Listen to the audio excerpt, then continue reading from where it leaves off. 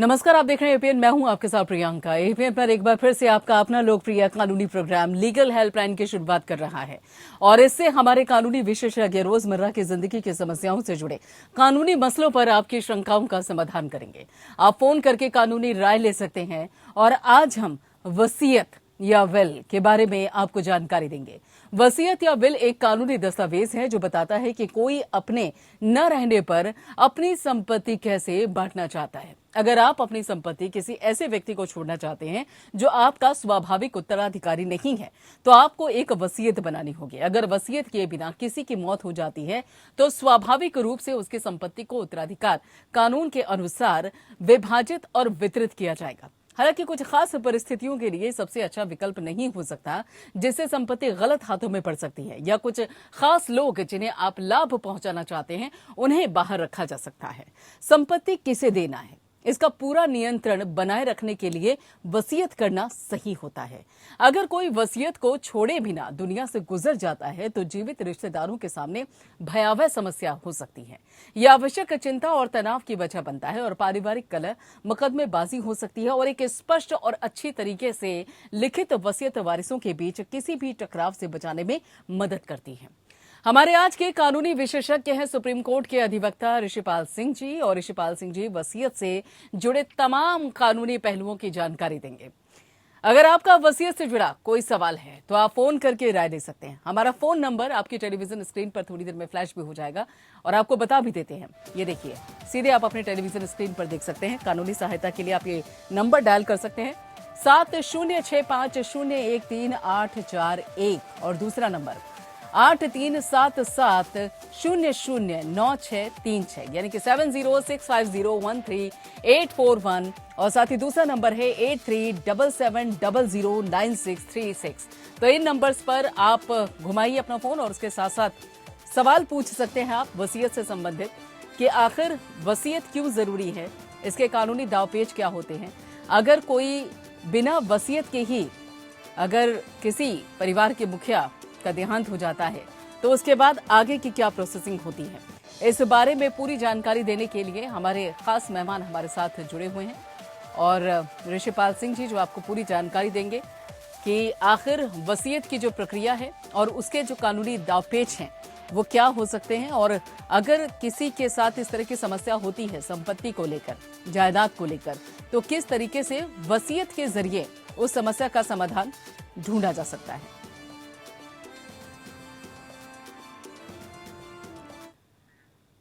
तो ऋषिपाल सिंह जी हमारे साथ जुड़े हुए हैं। ऋषिपाल जी, सबसे पहले आपसे ये जानना चाहते हैं, हमारे दर्शकों को ये समझाइए, कई बार लोग सुनते हैं वसीयत जैसा शब्द सुनते हैं, विल शब्द सुनते हैं, लेकिन सही मायनों में इसकी परिभाषा नहीं समझ पाते। तो सबसे पहले आप वसीयत यानी कि विल की परिभाषा हमारे दर्शकों को बहुत ही सरल शब्दों में बताइए। देखिए, वसीयत या विल जो अपने आप एक दस्तावेज है, उसको इंडियन सक्सेशन एक्ट के अंदर सेक्शन 2H में डिफाइन कर रखा है। असल में वसीयत एक तरह की घोषणा है, एक तरह का डिक्लेरेशन है जो एक जीवित व्यक्ति अपनी संपत्ति को अपने मृत्यु के बाद वो किस तरह से निष्पादित करना चाहता है, किस तरह से बांटना चाहता है, किस तरह से लोग उसको एंजॉय कर सके उसकी प्रॉपर्टी को, उसकी घोषणा करता है कि मेरे मरने के बाद जो मेरी संपत्ति है वो मेरे अपने जो नियर या डियर जो रिलेशन में है या उसके अलावा कोई संपत्ति या कोई और संस्था है, वो किस तरह से उसको बांटना चाहता है, उस एहसास की, उस इंटेंशन की, उसकी उस इच्छा की एक घोषणा है कि अपनी संपत्ति को इस तरह से अपनी मृत्यु के बाद वो बांटना चाहता है।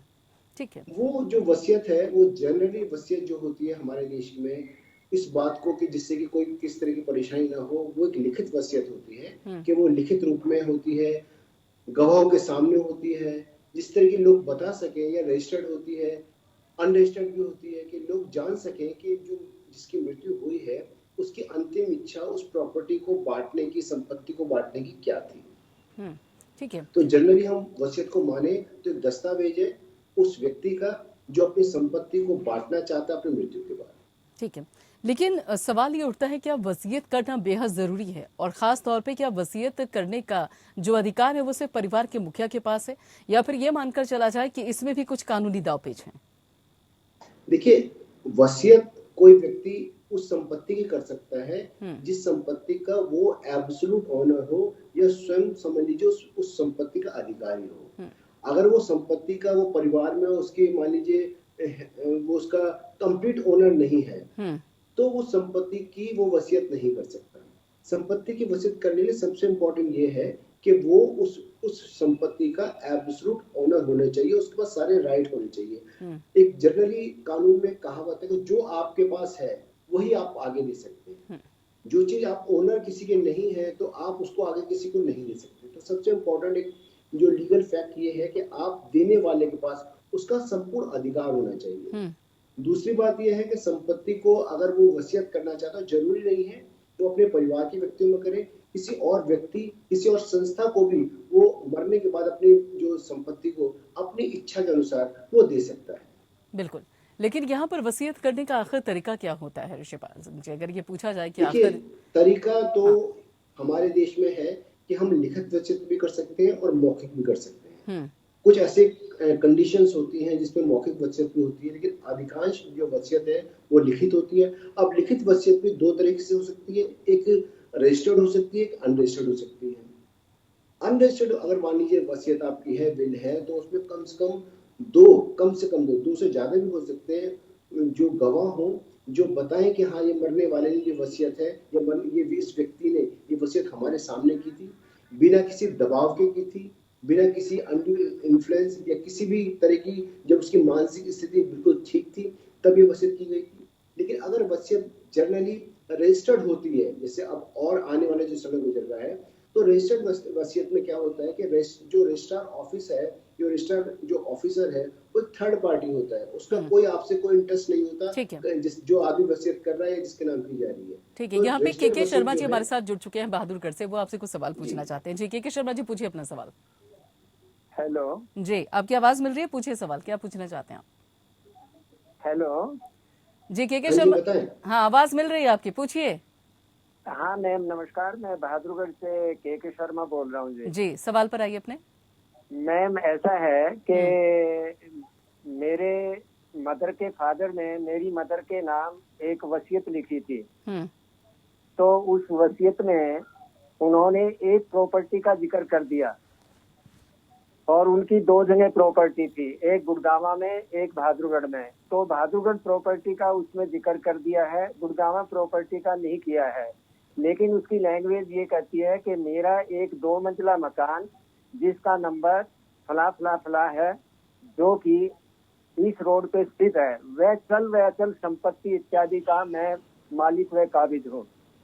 तो क्या इसमें चल व अचल संपत्ति का जो वर्ड है उसमें क्या गुड़गांव वाली भी प्रॉपर्टी कवर अप है या सिर्फ बहादुरगढ़ की प्रॉपर्टी कवर है? मैं ये पूछना चाह रहा हूँ जी। देखिए शर्मा जी, आपने एक अच्छा सवाल किया है।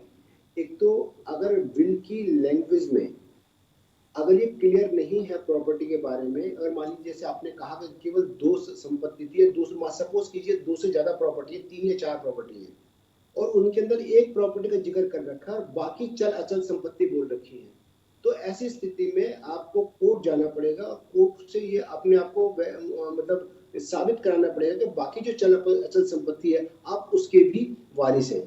कोर्ट इनको इंटरप्रेट करता है, इन बिल्स को इंटरप्रेट करता है जो डिफाइन नहीं होती, जो वर्ड डिफाइन नहीं होती, जब क्लॉज डिफाइन नहीं होती, तो जो सिविल कोड होता है वो डिफाइन करता है और बताता है कि हाँ आप बाकी जो संपत्ति है, अगर मान लीजिए संपत्ति को और कोई हक नहीं कर रहा उसके ऊपर और कोई क्लेम नहीं कर रहा, तो बाकी की संपत्ति को भी आप कोर्ट से उस विल को जब आप प्रोवेट कराएंगे तो कह सकते हैं कि जो बाकी जो जिसने आपके नाना जी ने जो विल करी है उनका कहने का जो अर्थ बाकी संपत्ति से भी था। तो ऐसे में कोर्ट डिक्री कर सकता है, आदेश दे सकता है, जिन संपत्ति का जिक्र नहीं है उसका भी आदेश दे सकता है।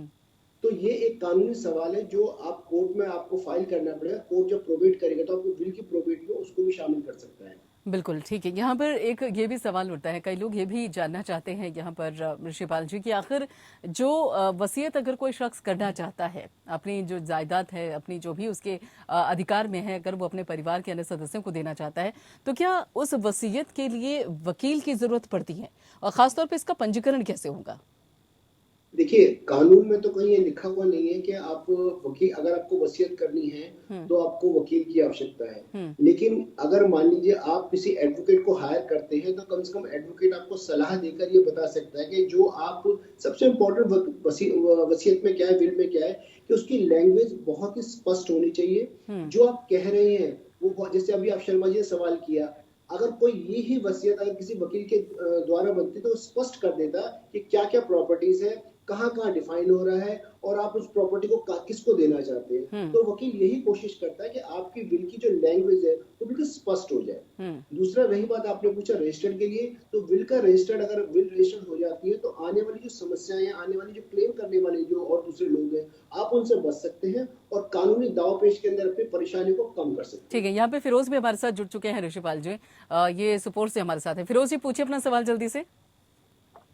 मैं ये पूछना चाहता हूँ, किसी लड़का लड़की का एज कितने साल का बाद जो है उनका शादी तो सरकारी कानून के मुकाबिल जो है पूरा होता है? समझा नहीं, क्या कहा आपने? एक बार फिर से अपना सवाल दोहराइए फिरोज, जल्दी से। मतलब जो लड़कियों का शादी या लड़के का शादी कितने साल का बाद उसका सरकारी कानून का मुकाबिल जो है वो जायज है? देखिए, भारतीय कानून के हिसाब से लड़की की शादी जो है उसके लिए 18 साल और लड़के की शादी के लिए 21 साल, जब ये दोनों हो जाते हैं तभी आप इनकी शादी हो सकती है। ठीक है, उम्मीद है कि ठीक है, उम्मीद है फिरोज आपको अपने सवाल का जवाब मिल गया होगा। यहाँ पर हिमाचल प्रदेश से भी हमारे दर्शक जुड़े हुए हैं, उनसे भी सवाल कर लेते हैं। तो यहाँ पर आपको बता दें कि हिमाचल प्रदेश से हमारे दर्शक जुड़े हुए हैं। पूछिए अपना सवाल जल्दी से, संजय। जी, मेरा प्रश्न ये है कि मेरे पिताजी ने मुझे अपनी चल और अचल संपत्ति से बेदखल कर रखा है।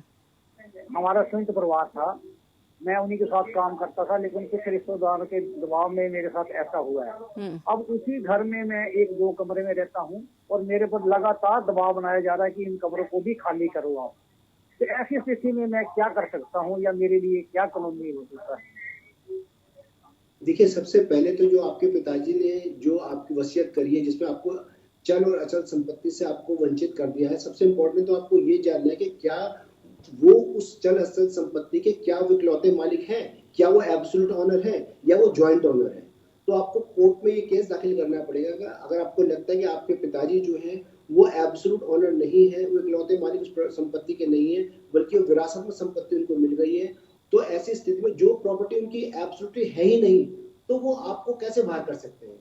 तो उसके लिए आपको जो आपका सिविल कोर्ट है वहां पे दावा डालना पड़ेगा इस बात का कि जो ये विल की गई है ये विल गलत है और इस विल को नल एंड वाइड डिक्लेयर किया जाए, क्योंकि करने वाले के पास ये अधिकार ही नहीं था कि वो विल कर सकता।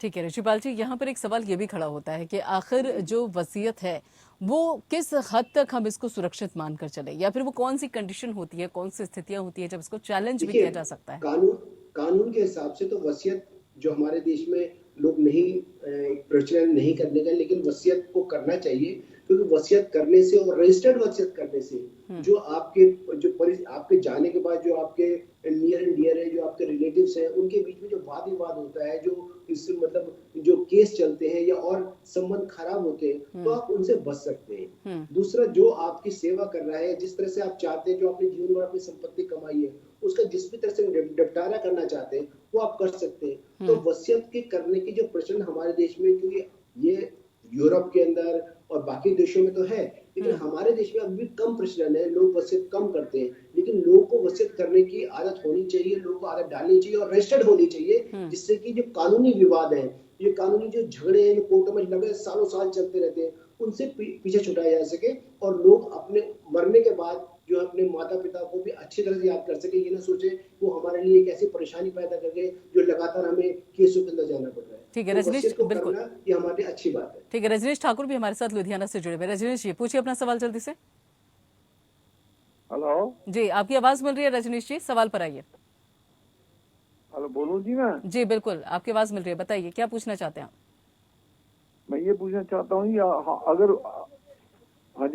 अगर मैं घर पे अपनी विल लिखता हूँ तो मेरी डेथ के बाद वो रजिस्टर होनी जरूरी है या वैसे ही वैलिड है, ये उसको चैलेंजेबल नहीं है? देखिए, जैसे मैंने आपको बताया, जो विल है वो रजिस्टर्ड भी हो सकती है, अनरजिस्टर्ड भी हो सकती है। आपकी अगर विल अनरजिस्टर्ड है और वो आपने अपने हाथ से लिखी है, उस पर कम से कम 2 गवाह है तो उस विल को भी कोर्ट में साबित किया जा सकता है। लेकिन अगर वो रजिस्टर्ड होती है तो कानूनी रूप से उस विल की थोड़ी सी वैल्यू ज्यादा हो जाती है, क्योंकि थर्ड पार्टी रजिस्ट्रार के सामने आपने जो आपके गवाह हो सकते हैं, जो गवाह इस समय हो आपके घर पर, वो कल को कोई चैलेंज करेंगे उन गवाहों की ने जबरदस्ती आपसे लिखवा लिया, या आपकी मुंशा ठीक थी, या आपकी जो मेडिकल कंडीशन ठीक नहीं थी। लेकिन रजिस्ट्रार जो होता है, जो रजिस्ट्रार अफसर होता है, वो एक थर्ड पार्टी होता है। वो इसीलिए बैठा होता है कि जब आप वहां जाते हैं तो वो ये मान के चलता है कि आप बिना किसी दबाव के आए हैं, आपकी मेडिकल कंडीशन ठीक है, और आपके आई कार्ड चेक करता है, सब कुछ चेक करता है, तब आपके बिल को जो है वो उसको रजिस्टर करता है। तो अक्सर अगर बिल रजिस्टर की जाती है तो नॉन रजिस्टर्ड बिल से वो ज्यादा बेटर होती है। ठीक है ऋषिपाल जी, यहाँ पर अगर ये पूछा जाए कि कई तरह की वजह से कि अभी कई वसीयतों का जिक्र हो रहा है कि देखिए आप उसको रजिस्टर भी करवा सकते हैं, नहीं भी करवा सकते हैं, गवाहों के बीच में भी रह सकती है, तो ऐसे में क्या कई फॉर्म्स होती हैं क्या यहाँ पर वसीयत को लेकर? नहीं, ये तो आपने कहा, ये तो कानून में दोनों स्थिति है। मौखिक भी, मतलब जो अनरजिस्टर्ड बिल भी हो सकती है, रजिस्टर्ड बिल भी हो सकती है। लेकिन हम अगर मान लीजिए कोशिश करते हैं कि अगर बिल रजिस्टर्ड हो जाती है, तो हमने कोर्ट में देखा है कि उसको, हालांकि रजिस्टर्ड बिल को भी चैलेंज किया जा सकता है कि जिस समय बिल कराई गई थी उसको घर पर दबाव दिया गया था, या और बहुत सारे कारण थे। ऐसे बहुत से केस आए कि पत्नी को उसने, किसी व्यक्ति ने बहुत ज्यादा दबाव दिया कि आप जाओ और ये बिल मेरे नाम करो। तो चैलेंज दोनों हो सकते हैं, लेकिन कंपैरेटिवली अगर हम कंपेयर करते हैं तो रजिस्टर्ड बिल जो है अनरजिस्टर्ड बिल के मुकाबले में ज्यादा सुरक्षित है। ठीक है, सत्येंद्र वर्मा हमारे साथ जुड़े हुए हैं हरिद्वार से। सत्येंद्र, पूछिए अपना सवाल, क्या पूछना चाहते हैं आप?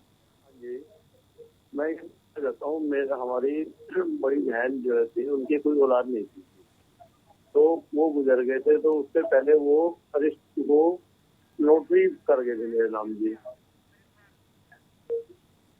आपके नाम की बिल कर गए थे? तो वो जब गुजरे 85 साल की उनकी उम्र थी, तो नोटरी कर गए, तो वो वैलिड मानी जाएगी नहीं साहब? देखिए, आपने बताया कि बिल आपको देके गए हैं, वो नोटरी बिल है, तो उसके अंदर भी जो नोटरी करने वाला जो व्यक्ति है वो एक गवाह हो गया। उसके अलावा जो और भी कम से कम 2 गवाह उसमें और होनी चाहिए। तो नोटरी बिल है, इवन अनोटरी बिल भी जो है, वो भी अगर 2 गवाह हैं, वो आके कहते हैं कि हाँ, कोर्ट में अगर आपको, मान लीजिए आपको बिल को प्रोबेट करने के लिए आप कोर्ट में दावा डालते हैं, वो गवाह आते हैं, वो कहते हैं हाँ इस व्यक्ति ने इस दूसरे व्यक्ति के नाम के सामने नाम बिल करी है, और बिना दबाव के उसकी मेडिकल कंडीशन भी ठीक थी, तो वो विल भी पूरी वैलिड मानी जाएगी। ठीक है, दिव्या भी हमारे साथ जुड़ी हुई है हरिद्वार से। दिव्या, पूछिए अपना सवाल। मैंने कहा था एक जना बोलना, दोनों जने बोलना। हेलो दिव्या जी, पूछिए सवाल, पूछिए जल्दी से। जी, नमस्कार सर। सर एक्चुअली यह है कि मेरी 3 बेटियां हैं, और सब मुझे अपने हस्बैंड से अलग रहते हुए करीबन 5 साल हो गए हैं, और मैं ये जानना चाहती हूँ, अभी तक मैंने कोई खर्चा नहीं लिया उनसे, तो क्या अब मैं अपनी बेटी के लिए ले सकती हूँ उनसे खर्चा? मेरी बेटी 12th क्लास में आई है। हाँ बिल्कुल, आप अपनी बेटियों के लिए और अपने लिए खर्चा ले सकते हैं। अगर आपने 5 साल से नहीं मांगा है तो उसका अर्थ ये नहीं है कि आप आज से नहीं मांग सकते या आने वाले भविष्य में नहीं मांग सकते। आपके किसी के हालात बदल सकते हैं। हो सकता है आपसे 3 साल पहले, 5 साल पहले आपके हालात ऐसे हो कि आपको खर्चा लेने की आवश्यकता ना हो, लेकिन अब हालात बदल गए हैं और आप खर्चा लेना चाहते हैं, आपके बच्चे पढ़ रहे हैं, उनके खर्चे बढ़ गए हैं, तो आप ऐसी स्थिति में आपको राइट है कि आप तीनों बच्चों को और अपना भी खर्चा कोर्ट से इससे फाइल कर सकते हैं। ठीक है, उम्मीद है दिव्या जी आपको अपने सवाल का जवाब मिल गया होगा। लेकिन ऋषिपाल जी, यहाँ पर जो लोग वसीयत बनाना चाहते हैं, इच्छा रखते हैं वसीयत बनाने की, एक सही अगर देखा जाए तो आखिर कौन से वो गाइडलाइंस हैं, कौन से वो खास तौर पे निर्देश है जिनको फॉलो करना चाहिए? मतलब किन बातों का खास तौर पे ध्यान रखना चाहिए जब वसीयत बनाई जाए? तो देखिए, वसीयत जब बनाई जाती है और जो एडवोकेट भी जो बनाते हैं वो यही कोशिश करते हैं कि वसीयत जो बने वो बिल्कुल स्पष्ट हो, बिल्कुल साफ हो। उसके अंदर जो प्रॉपर्टी का डिस्क्रिप्शन वो बिल्कुल साफ हो, लेने वाले का डिस्क्रिप्शन वो बिल्कुल साफ हो, देने वाले को जो आप जिसको दे रहे हैं उसका नाम बिल्कुल साफ हो। तो कोशिश ये हो कि जो भी उनका हवाला दिया जा रहा है, प्रॉपर्टी का हवाला दिया जा रहा है या करने वाले का हवाला दिया जा रहा है, जैसे मान लीजिए किसी, आपने कहा भांजे को दे रहा हूँ, तो केवल भांजा नहीं बल्कि उसका नाम, उसके पिता का नाम भी हो। आप प्रॉपर्टी की बात करें तो प्रॉपर्टी का पूरा डिस्क्रिप्शन भी हो, अगर हो सकता है तो उसका डिस्क्रिप्शन के साथ साथ उसका क्या नाम है लंबाई चौड़ाई, उसका क्या नाम है एरिया भी हो। तो कोशिश ये हो कि उसके अंदर जो भी विल की लैंग्वेज बिल्कुल साफ हो, बहुत मतलब गूढ़ ना हो, और उसमें डिस्क्रिप्शन बिल्कुल क्लियर हो। तीसरी बात कि अगर जो विल कर रहा है, अगर मान लीजिए वो हिंदी भाषी है तो ऐसी स्थिति में विल अगर हिंदी में हो तो ज्यादा बेटर है, अगर वो इंग्लिश भाषी है तो ऐसी स्थिति में विल इंग्लिश में हो तो ज्यादा बेटर है, जिससे कल को कोई अगर चैलेंज करता है तो वो बता सके कि भाई ये हिंदी भाषी था, ये कुछ समझता था, सारी बात समझने के बाद ही इसको विल को किया गया है। तो सबसे इंपॉर्टेंट ये है कि उसकी भाषा इतनी स्पष्ट होनी चाहिए कि आम आदमी भी उसको समझ सके और उसमें प्रॉपर्टी का डिस्ट्रिक्ट करने वाले का हो वो भी बिल्कुल क्लियर हो। चलिए, बिल्कुल, बहुत बहुत शुक्रिया ऋषिपाल सिंह जी इन सारी जानकारी के लिए, और उम्मीद है कि जिन दर्शकों ने आपसे सवाल किया उनको भी संतोष मिला होगा अपने जवाबों को पाकर। फिलहाल इतना ही, और बाकी खबरों के लिए आप जुड़े रहिए पेन के साथ।